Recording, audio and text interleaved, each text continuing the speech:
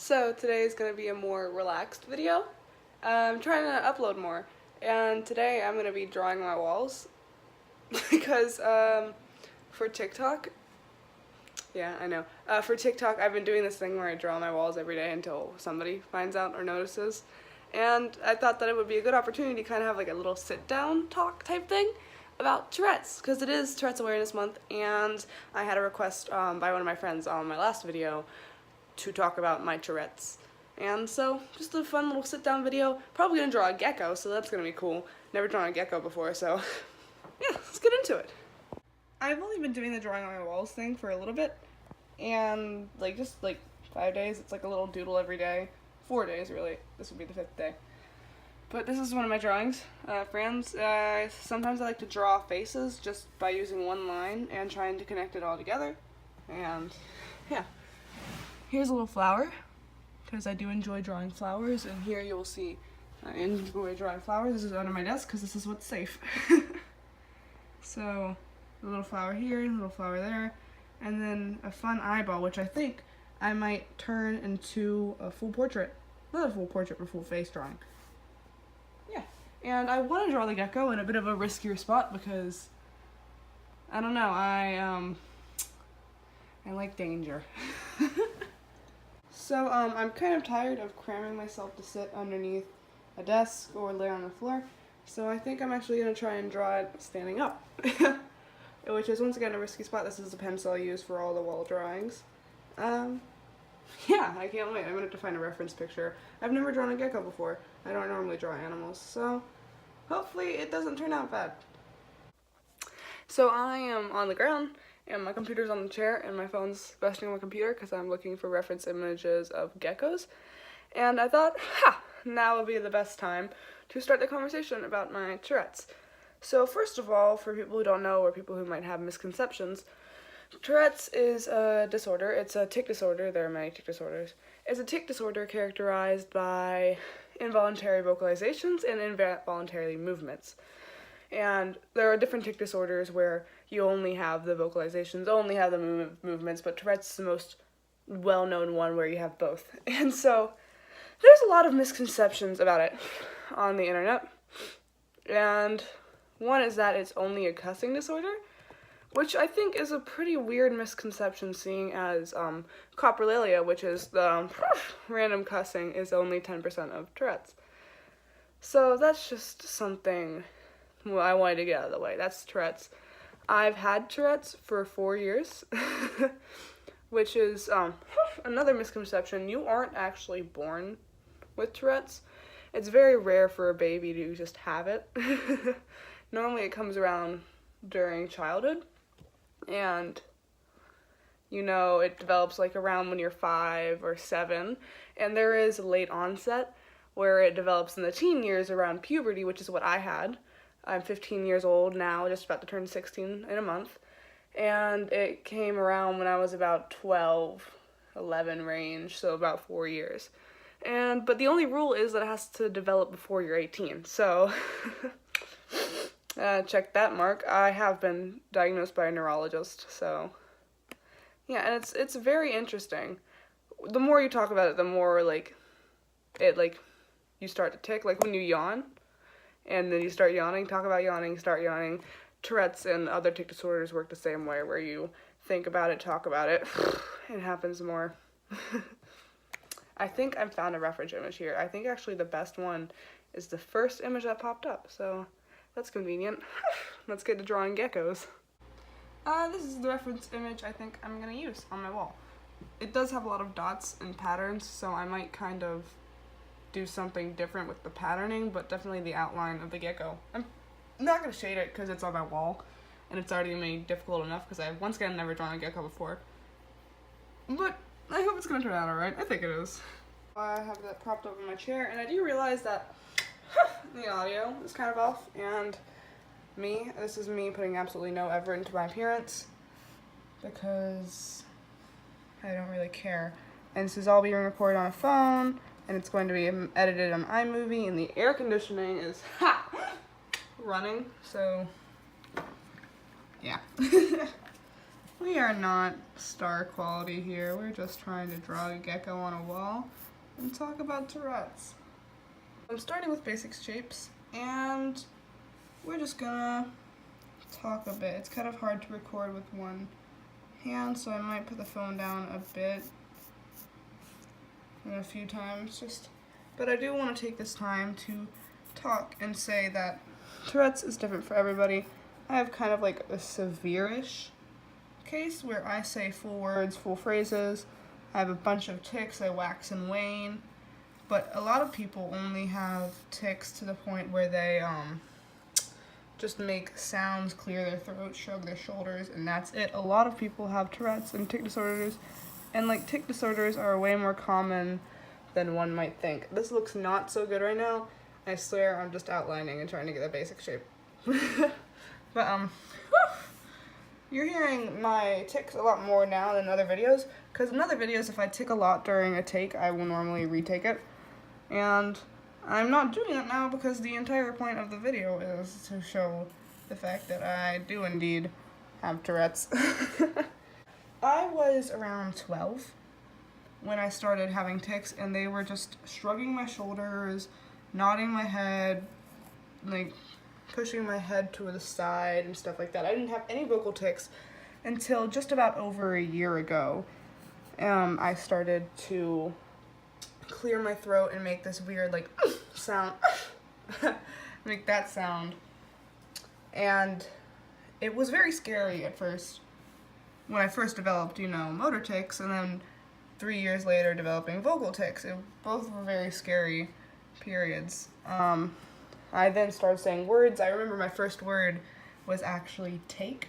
Not my first baby word, but my first full Tourette's tic word was the word take, and then I started rhyming with it. I'd say cake, take, fake, rake. It was a fun time for nobody, absolutely nobody.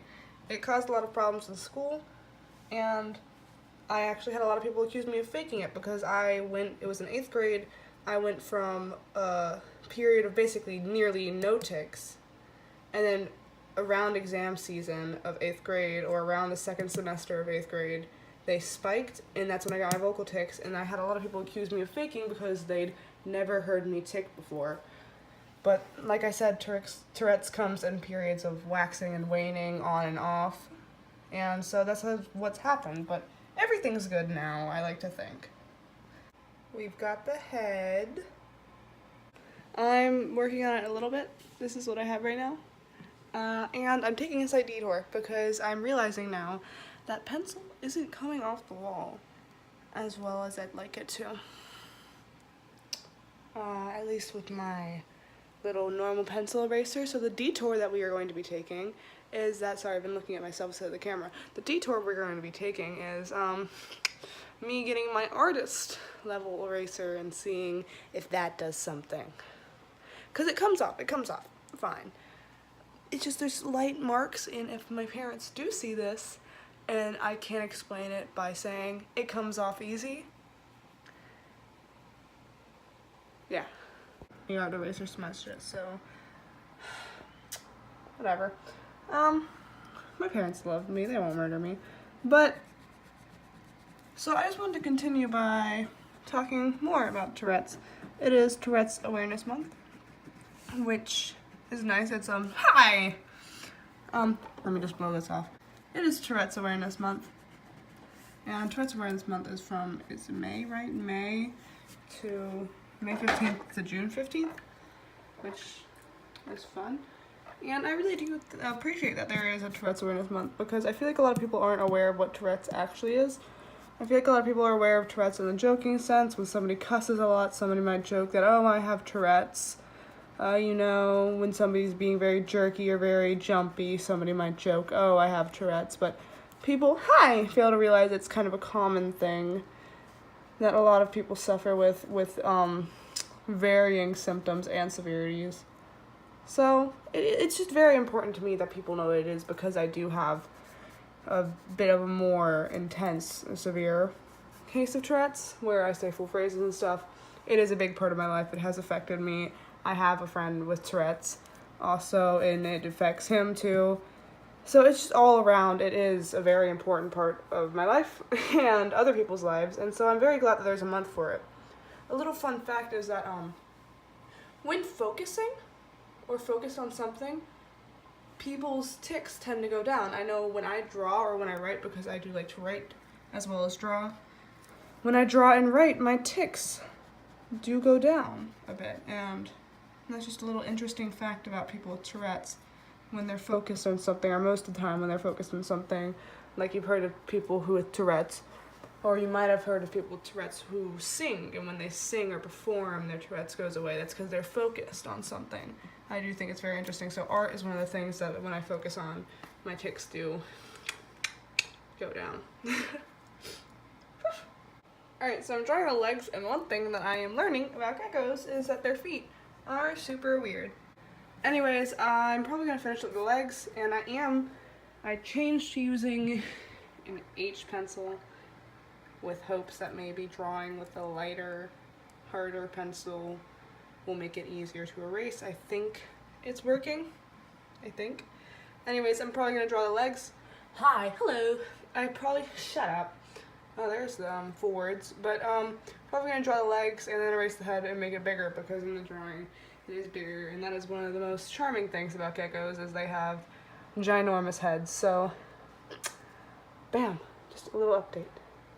Okay, so here's my gecko guy. I made his head bigger, and I put the arm behind his head. And I think I'm gonna draw a bit of pattern, maybe like a little bit of pattern, or at least just do a little bit of detailing. And then I think I'm gonna stop drawing on my wall and on my things. Because I'm just now realizing I can probably get in some big trouble for this. So I'll probably keep them up for a few more days, maybe a week or so, and then probably I'll erase them. And then I'll draw on paper, like a normal person. Here he is. I think, shut up. I personally think I love him. I personally think he looks amazing. And I know he's not the best gecko ever, but I don't care. I love him with my entire heart. Leave a name idea in the comments if you want, because I can't think of anything, but I do want to name him before he goes away. I really don't want to ever erase him, ever. I don't know. Oh, God, I love him. I'm very proud and very happy I decided to draw a gecko. Anyways, so that's it for the drawing, but I still have a few more things I do want to say about Tourette's and stuff. I don't know which camera to look at. There's like two on my phone. But there are a few more things that I do want to say about Tourette's. One being that if you have a friend with Tourette's and they're comfortable with talking about it, because I know some people aren't open about it and some people don't like talking about it, but if they're comfortable with talking about it, talk to them, ask them what's okay, ask them how you can make it better for them. I know a few things are laugh with and not at people with Tourette's. If they're clearly struggling, don't laugh. Don't physically restrain somebody with tics. If they're ticking, it hurts. Just don't be ignorant about it, you know? Like, just be nice about it. That's a big thing. So if you do have a friend with tics or Tourette's, then kind of engage in discussion with them and just talk about it a bit. Because I'm pretty sure that if they are willing to talk about it, it would mean a lot to them that somebody is actually taking the time out of their day to, you know, open a discussion to make sure that the person with tics is as comfortable as possible. Another thing that you can do to kind of help people with tics, people with Tourette's, is look into it yourself. Literally just Google Tourette's. You will get a lot of results. My neck cracked. You will get a lot of results, and there are a lot of things online, first-person accounts of people who do have Tourette's, who do have this tic disorder, and yeah, it's just learn about it, look it up, engage with people, open conversations. We've gone a long way from where we used to be about tic disorders, like ignorance and misunderstandings, but there is still things we can do to make it easier and kind of spread knowledge about Tourette's and similar tic disorders. Another thing, Tourette's in a lot of cases is considered a disability. People with Tourette's will have a harder time finding jobs, will have a harder time holding friends, and stuff like that. And Tourette's does have a lot of comorbids, including autism, ADHD. Well, autism isn't a comorbid, it is a comorbid of ADHD, but ADHD and Tourette's do go together, OCD, depression, anxiety, so a lot of times Tourette's is considered a disability, but that does not mean people with Tourette's are miserable or any different from you. People with Tourette's are just like you. They're people, and they're not miserable. We don't wake up every day and go, oh, gotta deal with another day with Tourette's, you know? Some people are on medicine for it. Some people are trying to, reduce it as much as possible. Some people aren't, and that's their choice. And not every person with Tourette's or a disability is inherently miserable or upset and hating themselves. Like, we are normal people. We just do things differently. What makes us tick is a little different from what makes you tick. And yeah, and so if you have Tourette's and you're watching this, hey. And if you don't, but you know somebody who has Tourette's, say hi to them. Just ask them how they are. Ask them how they're doing. Open discussion if you're willing to, if they're willing to. Anyway, thank you so much for watching. Once again, little gecko guy. Leave a name in the comments if you want. I don't know. Give this video a like if you want. I don't care. I'll see you guys next time.